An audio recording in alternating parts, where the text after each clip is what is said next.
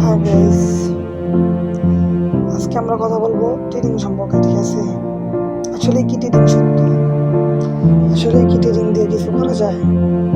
আসলে কি এখানে কিছু করা সম্ভব?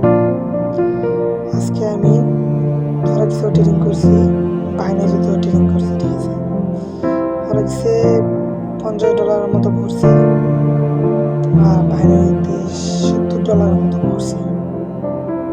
ঠিক আছে, তো বাইনারিতে যেটা পাইলাম, বাইনারি হইতেছে আপনার ওটিসি মার্কেট যেগুলা। আসলে এটা আমি অনেক দিন ধরে সময় দিয়েছি, যা বুঝতে পারলাম আসলে বাইনারিটা হইতেছে পুরোটাই আপনার স্ক্যামের মতোই। ঠিক আছে, ওটিসি, বিশেষ করে ওটিসি। আর রিয়েল মার্কেটগুলো যেগুলো আছে বাইনারিতে, এগুলো আপনি অ্যানালাইসিস করে কিছু বাইর করতে পারবেন না। ঠিক আছে, যেগুলো বাইর করবেন দেখবেন সময় একটা কাজ করছে, সময় আরেকটা কাজ করে নেই, এরকম। আর ফরেক্সে যেটা আছে, এটা যদি আপনি মনে করেন যে over trade, money management, risk management ঠিক রেখে করতে পারেন,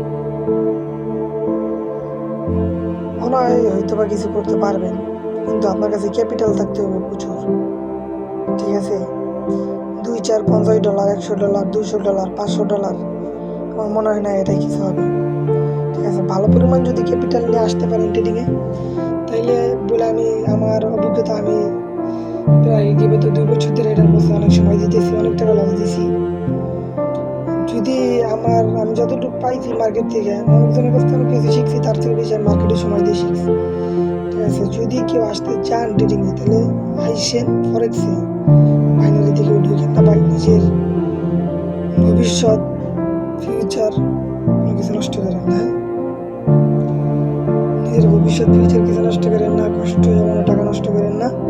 ভালো বিগ পরিমাণে একটা অ্যামাউন্ট নিয়ে যদি আসতে পারেন, তাহলে ফরেক্সে আসেন।